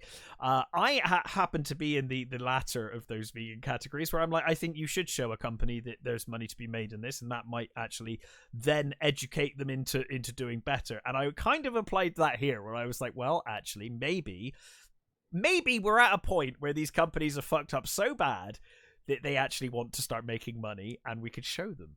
So I thought I'd give it a go, and I was like, okay, well, I'll watch episode 1. Because I have heard such good things from people that I respect. And that's the main thing that did it. Because if it was just the usual people, like, I'll go on record and say I love Trek Yards. I love them. Right. But they will find the most positive in the biggest of shit when it comes to Star Trek. Because they really want to. And they do say when something's disappointed. But even then, they'll be, they want to so bad. So them saying, oh, it was good. I'll be like, yeah, but you said that about, But a lot of people have said good things, so I thought, okay, fine. Yeah. So episode 1 opens up, and I was like, same old shit. Fucking same old shit. Beverly Crusher, great. You've got legacy cast back, but she's murdering people, and it's all dark and whatever. And I was like, oh god, it's just more of the same. Thankfully, it is not. After that scene, and I guess later we may get context to where all of that makes some sense, and you do get some context in this episode to where it makes more sense. After that, it becomes mostly a Star Trek episode, with characters I know and recognize now. Like, immediately, we have, for one thing, the music is fantastic in this, and it makes so much difference. Just, and by when I say the music's fantastic in this, I mean they just used the music from other stuff, from other Star Trek, right? That's what I've heard. But that's all I need. And I know you dislike it because, well, don't dislike it. You're not impressed by it because I know we've had this conversation because we've covered First Contact. I happen to love the theme to First Contact, and that is actually the credits of this show. Yes, is that, and I love that theme. So there's a lot of themes that I haven't even themes you haven't heard from Star Trek for forever, right? In this, that immediately I was like, oh, you've got rid of that awful Picard intro, and now it's just a quick thing with the original Star Trek theme slightly modified. Great. And then, yeah, like I said, Jean-Luc Picard behaving like Jean-Luc Picard, Riker behaving like Riker. There is some levity. We're going to save Beverly is the setup for the show. We don't know why. She's like, don't trust Starfleet and don't trust anyone, not even Starfleet. Keep it secret. And obviously he goes to Riker.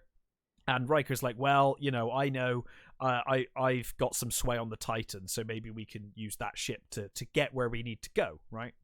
Yeah. And I won't spoil any more. That's not really that's in the trailer pretty much. So that's where we are. And off they go. And I will say it ain't perfect, but there is enough that I want to watch episode 2, which is more than I can say for most of Picard. It feels like like you said, it clearly Terry Matalas likes Star Trek. Yeah. And I feel like he is somewhat stuck by the absolute garbage that's happened in the last 2 seasons that he can't necessarily ignore. But so far only Raffi and the Romulan lady. Okay. Yeah. So Laris is in it for like 5 seconds and then she goes away, and Raffi clearly has a part to play in the wider plot. Hooray. Oh, yeah, well, she's fine, but she's still the same character. She's not fine. No, I mean, she's fine in the role. She's just doing the same role. Right, okay. I don't blame the actress.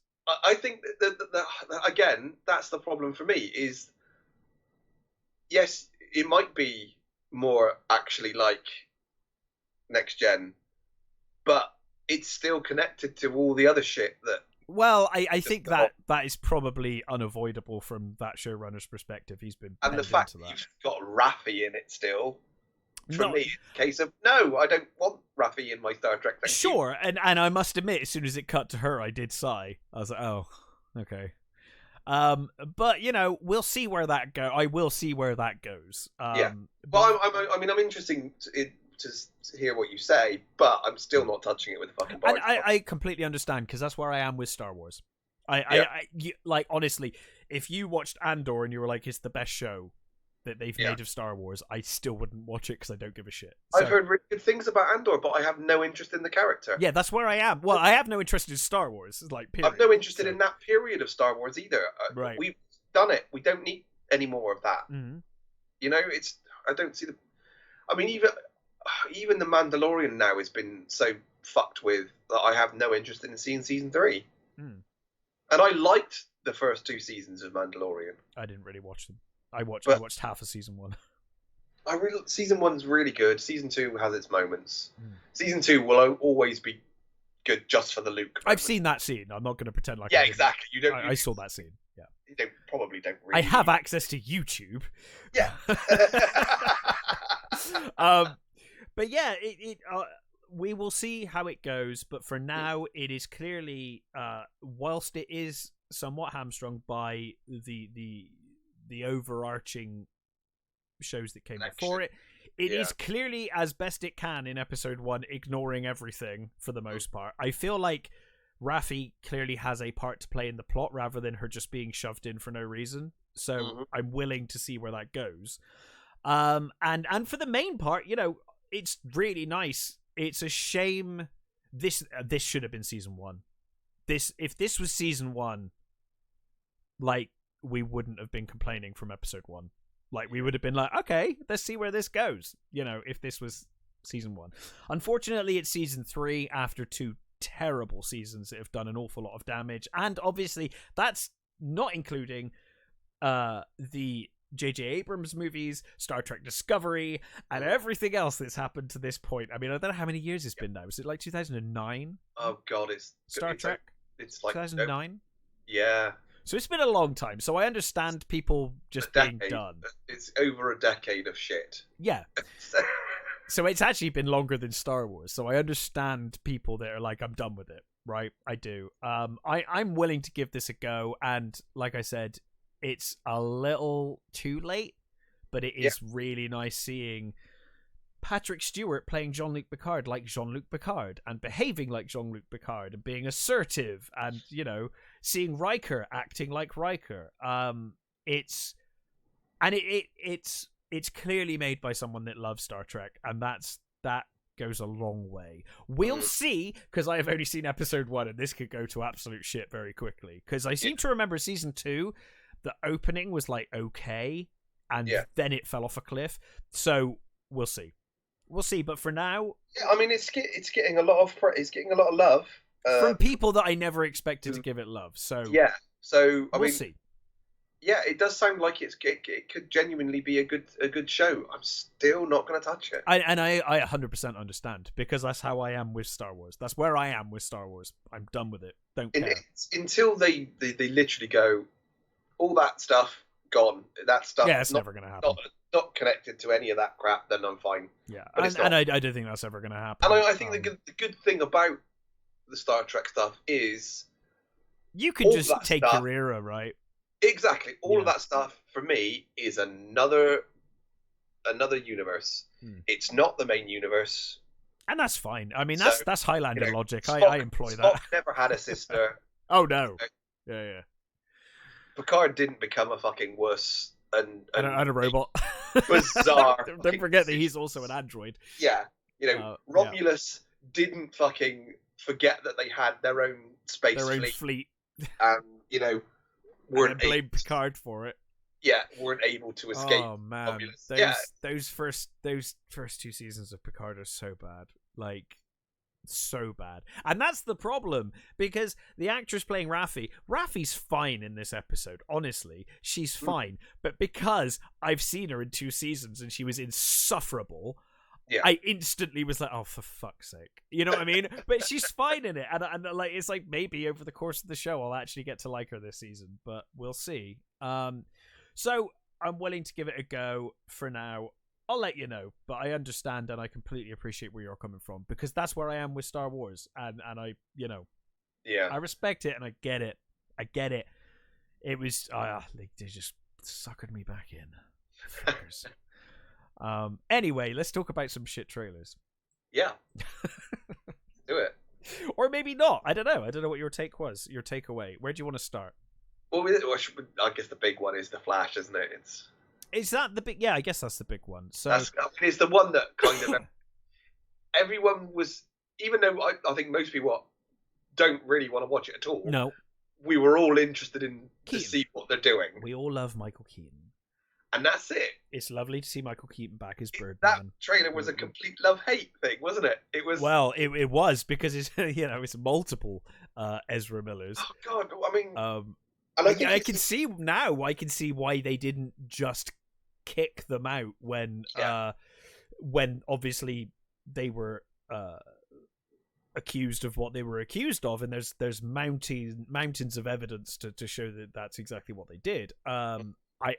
It blew my mind that they kept them at that point, but seeing the show now, you're like, oh, okay, so they literally play a bunch of the characters. I guess that's really hard to get around in terms of your film. I think even worse than that, I think he's also the bad guy as well. I have heard that is a rumor that he's also like Reverse Flash, right? Fucking movies, like, oh my fucking god. So everyone watched this trailer for Michael Keaton. Yes, really, and I mean, I mean, as awful as it sounds and terrible fanboy, when the little dark Batman Returns tune started. Yeah, the little, the Burton Batman tune started. It was like, oh, totally fanboyed. It was just. You got the Anton First Batmobile under the covers, and oh, that was so beautiful. Is it bad that I laughed and found it really awkward when he said he was Batman? The second time I watched it, I was fine with it. The first time I laughed out loud because it kind of seemed really corny and ridiculous. It I don't know if that's just me, though. It both is. It's kind of awesome at the same time. And, yeah, exactly. It's impossible to not think about Birdman now. Like, yeah, it's really hard to not think about Birdman. True. And I don't know if this is just me. This is a nitpick, and I fully accept that in this day and age, we just have to fucking accept this and get over it. I need to get over it. This is my problem, not anyone else's problem. Okay. Firmly my fucking problem. This is the same as watching the end of Rogue One with Darth Vader fucking annihilating 1 million people, and you're like, this in no way matches what I saw in A New Hope.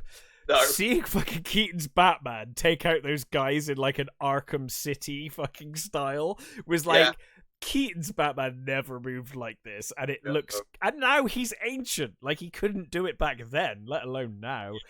But I guess we just have to accept that that's, you know... And it's a badass scene. It's a badass scene. But it was like, watching it, it was like, this isn't how Keaton fights, though. No. You know, it looks weird. I suppose if they had the...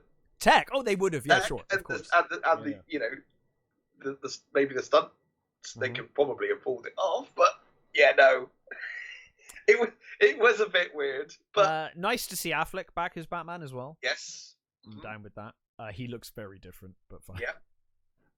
He's clearly lost a ton of weight since he played Batman.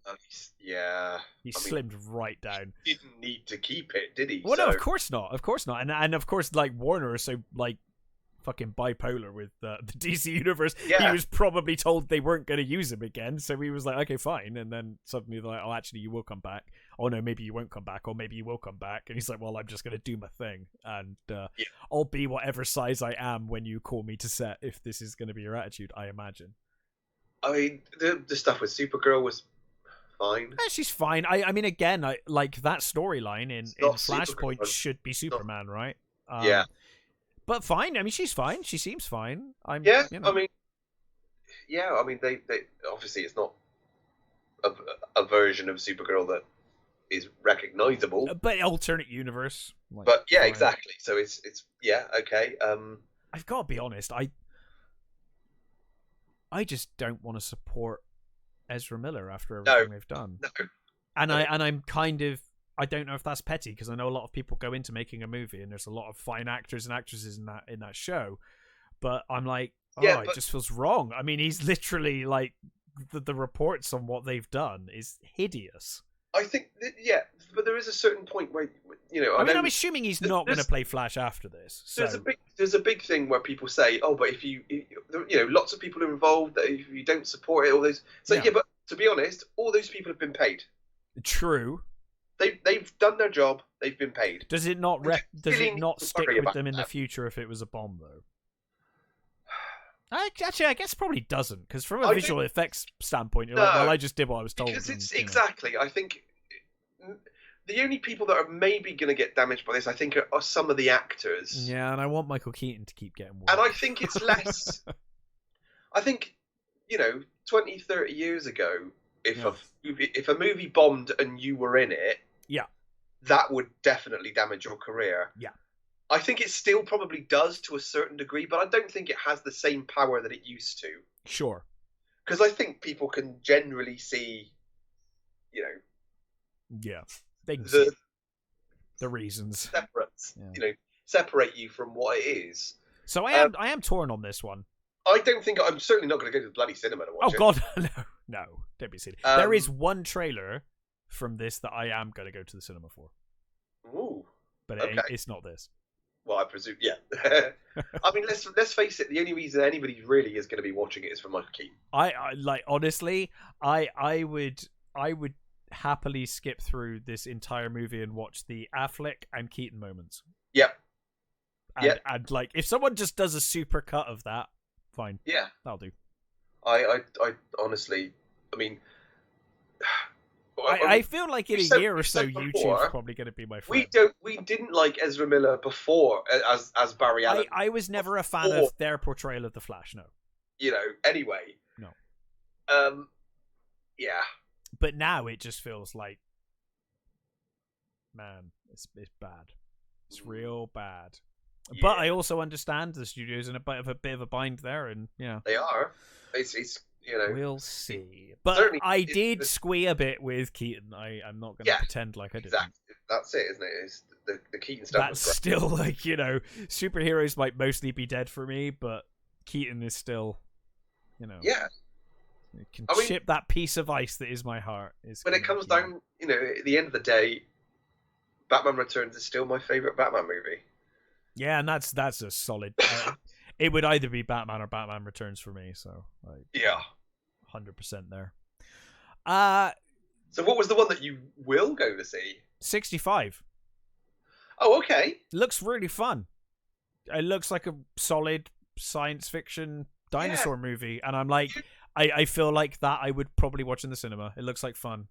The only thing that bothers me about... I say I will. I probably won't, but like of all of them, that's the one. If a friend was like, "Hey, let's go see 65," I'd be like, "All right."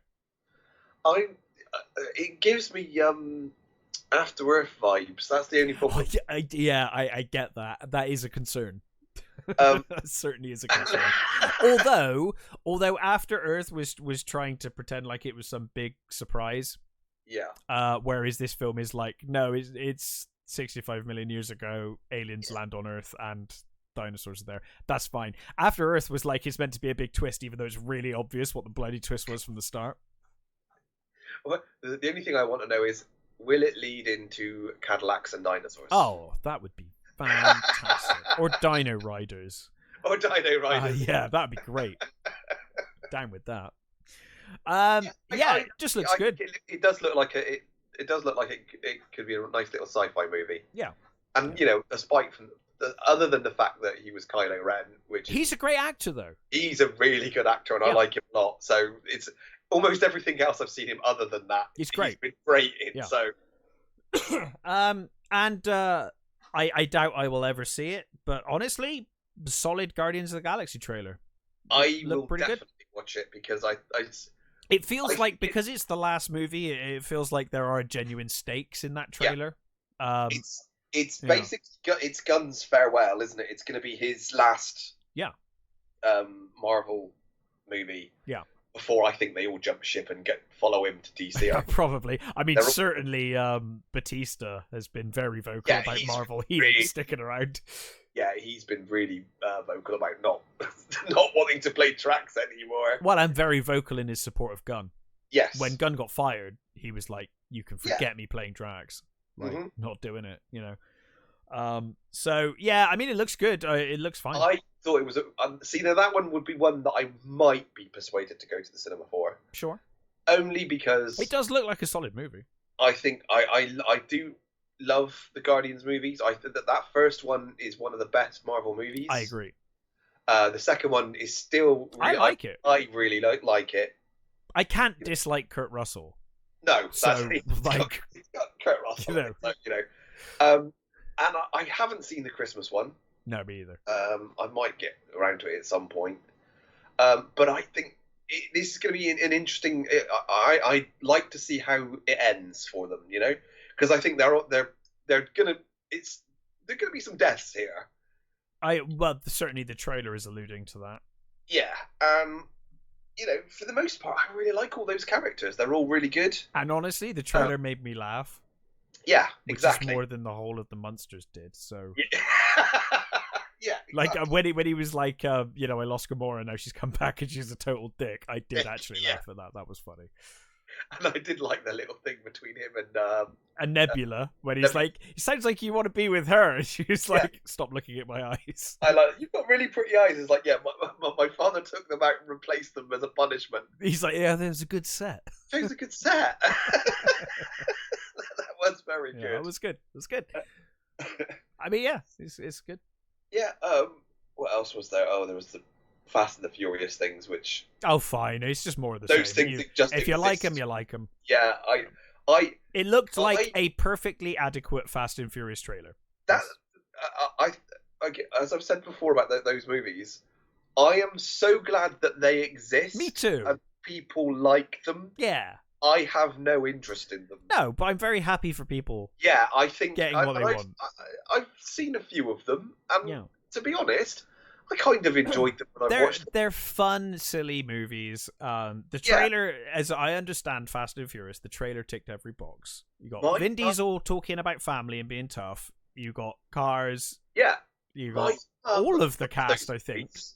For some reason, my mum absolutely adores those movies. They're very easy to watch. Yeah. You know, they if I still drank, like, they're perfect hangover movies, right? Yeah. Just stick them on in the background. That's all you need. So I get it. I like I said, I'm glad that Fast and Furious is still there for people to watch those movies. But it's fine, and it looked like a fine trailer for one of those movies. Was there any other ones? I can't remember now. If there were other trailers, they've passed me by. I caught most of them, I'm sure. But I think that's the big ones anyway. Yeah. I don't think there was anything else. I mean, moving on to carrying on with the James Gunn thing. Oh, John Wick 4. Oh, John Wick, yes. Now that I'm going to the cinema to see. I'll join you with that one. I've seen all of the John Wick movies in the cinema, so I will definitely go. Me too, actually. I imagine me and Nick will probably see that genuinely is one of those ones that I've been looking forward to. Yeah, and it looks cool. Apparently, it's like there's like a 4-hour cut of that movie or something stupid. That does not surprise me. But yeah, that'll be worth watching. When they released the Matrix trailer, my first thought was, oh yeah, when's John Wick coming out? Yeah. I think because he couldn't even be bothered to cut his hair for it. He was like, no, just not even going to bother. So yes, the John Wick. I mean, that got an amazing fucking cast. So yeah, solid. And they've been consistently fun. I think they have certainly declined in quality, but I still very much enjoy them for what they are. Yeah, and they've got Scott Adkins in a fat suit. It's like, whoa, what the hell is he doing? I presume he's going to be doing his usual moves. I imagine in that so. Suit. Yeah, which is going to be interesting to see. But yeah, definitely going to see that in the cinema. I forgot that bloody came out actually. Yeah, because that's the problem with Super Bowl stuff though. There's so many trailers, and most of them not great. Yeah, I think that's it. But that's it. Keeping with the James Gunn thing. Yeah, so the DC announcements. Oh yeah, so I said last week I was going to research it and I still haven't. So what happens in it? I know Batman and Robin is the thing. I'm aware of that. Yeah, so they're doing Brave and the Bold, and it's going to be Batman and Damian Wayne. Yeah. Which my least favorite Robin, but fine. I mean, if you have to. I don't know why you've skipped all the other Robins to Damian Wayne, but no, but whatever. Okay. It's fine. Yeah. Whatever. So Superman Legacy. Okay.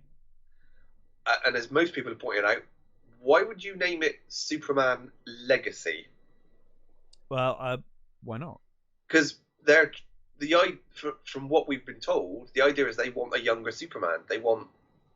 Oh, if they're doing a prequel and calling it Legacy, that's retarded. Yeah. Sorry, because probably not a good word to use, but I'm going to use it. It's applicable. I mean, the worst thing about this whole thing is they don't want fucking Cavill, which.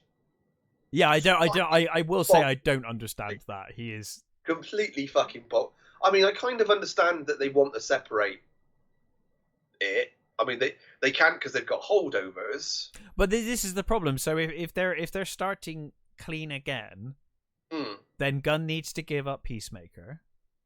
Well, I think he might be, but that's fine.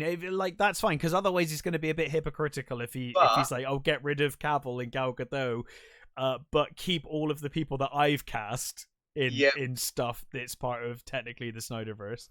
So that might fall, but they're doing a Waller TV series. A Waller TV series? Yes. Okay. I'm not sure I really need a TV series centered around that character, but I mean, I love the Amanda Waller character. Yeah, I do, but only as a side character. It's the same as Harley Quinn. I don't need to see a Harley Quinn movie. Yeah. She's great on her as a side character. To do a Checkmate show or a proper Suicide Squad show, and in that context for her to be in, fine. As a series itself, But again, see, that's still linking it back. It's still a hangover. So, yeah. So the Superman one, obviously, I don't know. We don't have any casting yet, so we don't know how that's going to go. From what I can gather, there's still going to be another Batman. The Batman. Oh yeah, the Batman 2 is a separate thing. Yeah. And they've said that's going to be Elseworlds. They're fine. Thoroughly putting that in Elseworlds, and that's fine. We were always fine with that. Yeah. Yeah, fine. Same with the Joker, presumably. So the one he announced first was the Creature Commandos. I don't even know what that is. Right. So I had never heard of the Creature Commandos. Okay. Until recently, which is saying something for you. Weirdly, like a week before they announced it, one of the guys I watch that deals with comic stuff, did a little thing about the Creature Commandos, and that is the only thing I knew about them. It's like, oh, okay. So they're monsters that fought in the Second World War. Okay. So you've got like a vampire character, a werewolf character. Oh, it's the League of Extraordinary Gentlemen. Yeah, kind of. And there's like a robot character. So I think they've got that, and it's going to be that's a cartoon. Okay.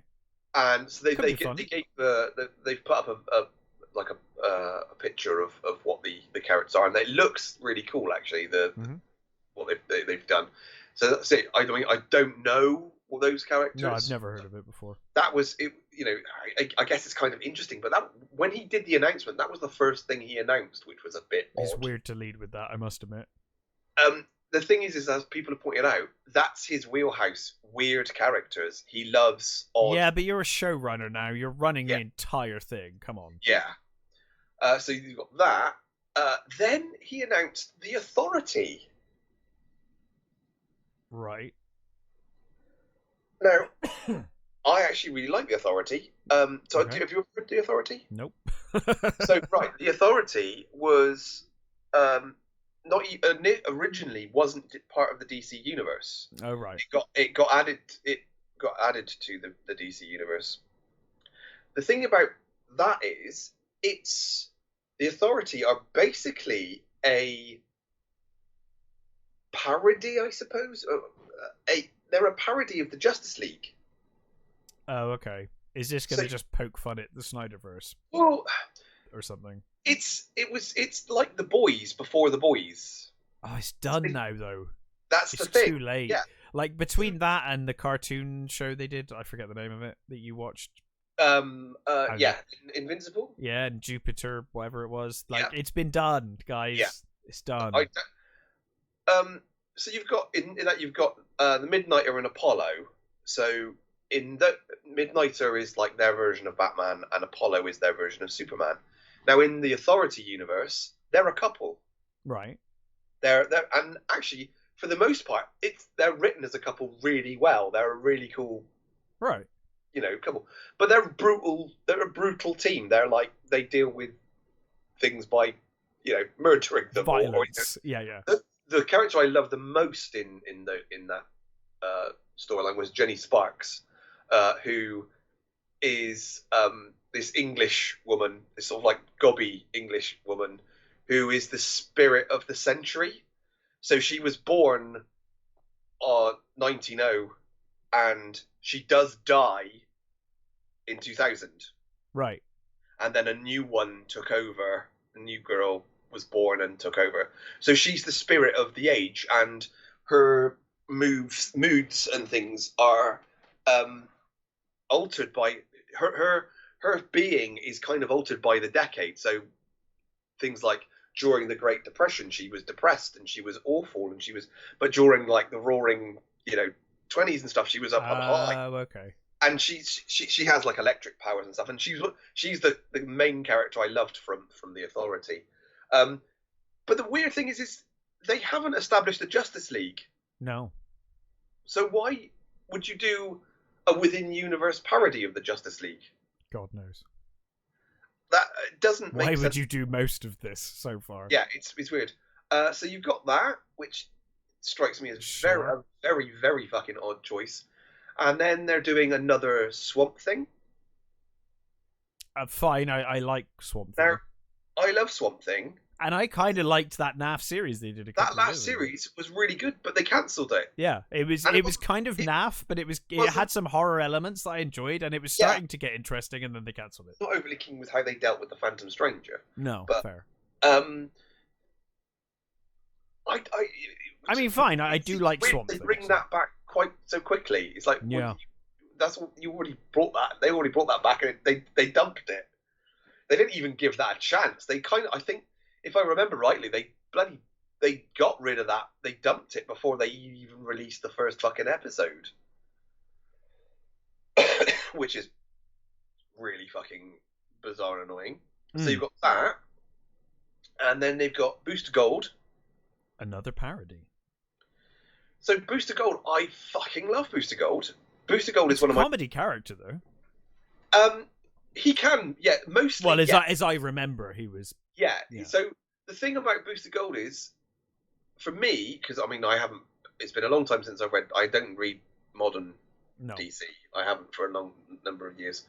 But Booster and the Blue Beetle were two of my favourite comic book characters. They were absolutely brilliant together. Is he doing Blue Beetle as well? Or? So no, okay. They're doing the current Blue Beetle, which is the Hispanic one, which is kind of like more like the Scarab than the Blue Beetle. Right. The only reason that movie interests me is because the guy who's playing the Blue Beetle in that is what's his fucking name? Miguel from Cobra Kai. Oh, cool. Okay. So I don't know a lot about that iteration. Solid actor though. Blue Beetle, but exactly, I know that one, he can kick ass. He's a fucking great martial artist, and two, he's a pretty good actor. So I'm willing to give that more of a go than I initially was. But for me, Booster works best when he's with Ted Cord's Blue Beetle. So I don't know. That's basically. I mean, the whole thing with Booster Gold is he's from the future, and he basically stole his all the the flight ring and all the powers and the shield, force fields and stuff. He stole all that from a museum, then came back in time to be a hero. So you can still do all that, and it will still be interesting. Again, it'd be interesting to see who they cast. Weirdly, I would say someone like Chris Pratt would be perfect for it, but it would be so similar to it's very similar, isn't it? Star-Lord that it would be a bad choice. Again, they haven't mentioned any casting so far. Sure, but that's we may find out at the end of Flashpoint who at least Batman is. Maybe. I can't remember whether there's anything else, but according to this list, there's Lanterns. Yes, that's interesting. So they're doing a Lanterns show. It's going to be Jordan and Stewart, which makes me happy. Yeah. And it's going to be, weirdly, he said it's going to be a True Detective style. What? Yeah. So you'd have thought, but wouldn't you want nice, cool space opera stuff with the... That's what I would be signing up for. Yes. Yeah, but no, I think they're trying to do a more grounded, detective-based... That sounds bizarre. Which you just think, well, why aren't you doing that with Batman? Yeah, I mean, yeah. If anybody needs a True Detective show, it's Batman. We still haven't done it.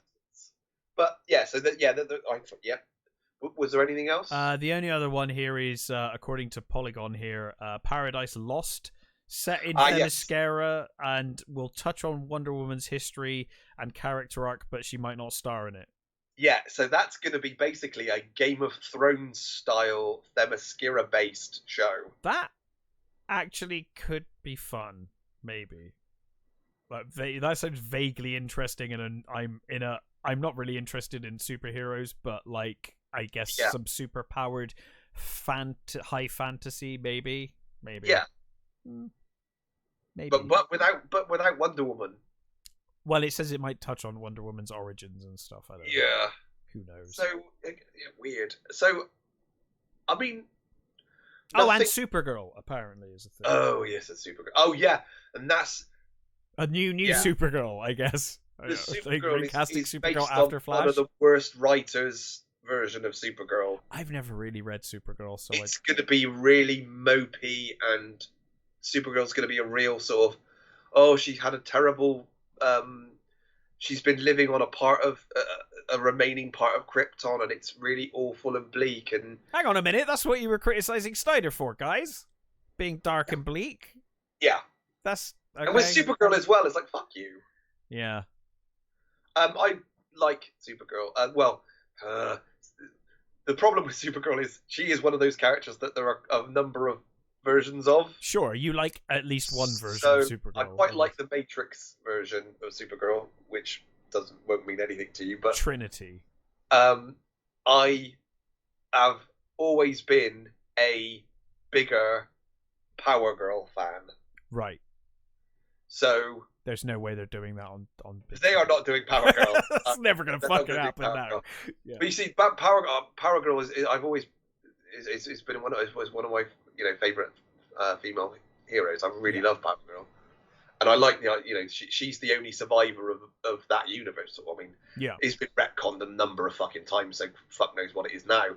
But initially, she was the last survivor of Earth 2, was it, or Earth 1? Earth 1. I don't know. I can forget. One of the Earths. Anyway, so she was the only survivor. So she is Kara Zor-El, but she's not Supergirl. She's Power Girl. Yeah. So she's there was already a Supergirl. She's theoretically the same person, but different universe's version. So they're not going to do bloody Power Girl, but oh god, it sounds awful because it's a very underwhelming lineup. Yeah, it's not. It's a very. I think the weirdest thing is the Authority. Yeah. I don't know why you would choose to do the Authority when you haven't established any of the other characters yet.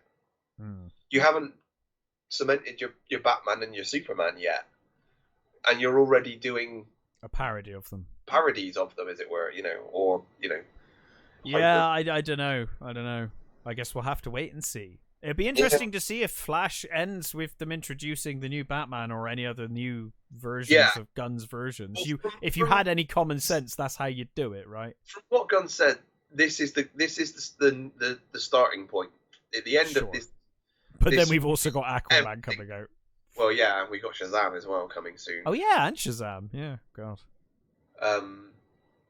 So I think Shazam's before Flash, isn't it? That would make sense. Ideally, you want all of those movies to come out before Flash, because then you can, Well, Gunn kind of said that Shazam is its own thing and it's kind of separate. So it's like, okay, so that's kind of Elseworld then. Okay. Fine. I mean, you can. Technically, Superman appeared at the end of. I was going to say, yeah. But you didn't really see him. You just saw. It was definitely that suit, though. Yes. So. God knows. It's very underwhelming, let's say. Yeah, it's a bit weird, isn't it? But fine. Is there anything else you wanted to cover? So there was a thing I saw earlier on, which made me go, "Oh my god, why would the fuck would you do that?" So DreamWorks it's going to go the Disney route. Route. Are they live actioning something? They are live actioning How to Train Your Dragon. Oh, that's a choice. I quite like How to Train Your Dragon. I don't need a live action version though. I love How to Train Your Dragon. I think it's brilliant cartoon. I think all of the sequels are really good as well. That does not need a fucking live action version. It really doesn't. No. No. Please don't. Just because it's not really worked that well for fucking Disney, has it? No. Not so far. No. I think with the exception of Maleficent, which I quite liked, all of the live action versions have been pretty fucking ropey. I enjoyed Beauty and the Beast, But it's not. It certainly doesn't surpass the original in any way. Necessary, though, no, was it? No, absolutely. Well, none of them are. That's the problem, isn't it? Like, at best, they're just going to be fine. Yeah. But they're none of them are needed at all. No, we should mention Raquel Welch. Oh, of course, yeah, Raquel Welch. I really like Raquel Welch. She was a really fun actress. Yeah. She was in some great movies. I mean, one of the most iconic posters ever. Her on the 1 million years BC poster adorned many young man's and probably young ladies' walls over the years. A true icon of the movies, and she was in some really great. I mean, I don't know. Have you ever seen Myra Breckenridge? No. She played a guy. She played a bloke. All right. It's a really interesting movie. It's cool. a very little seen movie, but it's a very interesting movie. Obviously, Three Musketeers and things like that, and she was in a lot of series. I mean, I remember her being in an episode of Sabrina the Teenage Witch. So she was in quite a lot of stuff, and she was a really good, lovely lady. So she will be sorely missed. Yeah, absolutely. And I think that's pretty much it. Well, what are we watching next week? Have you come to any closer to a decision on that? Yeah, we decided. Did we? We did. Were we keeping it a secret from everyone, including myself? No. Tell me after if you remember. We were going with The Last Seduction. Oh, yeah, we did decide that. I don't know if we did that on stream or not, but yeah, we did decide that. You're right. That was a good choice. Well done, Wikipedia. I remember now, because I was Googling erotic thriller, and yeah. That's what. Annoyingly, so far, I haven't been able to find it. Oh, so no, really? Oh, maybe we should see if we can actually find it first. Yeah, it's not available for rent on Amazon. Oh, I don't own it, so that I was planning on renting it. Yeah, and it's not on Netflix, so I'm gonna have to. That's a maybe then. If I haven't found it by the middle of next the week, yeah, fair enough. I will. We will panic and pick something else. Yeah, fair enough. We will change our plans. But we will cover it one day, because we'll get it on DVD and cover it one day for sure. Yeah. Because it is a great movie. So So that is what we chose to do. Whether we end up doing it will depend on availability. Cross our fingers. Yeah. Fair enough. Well, thank you for listening, everybody. We will be back next week, possibly with The Last Seduction, but we'll see. But until then, stay safe, take care, and we will catch you next time.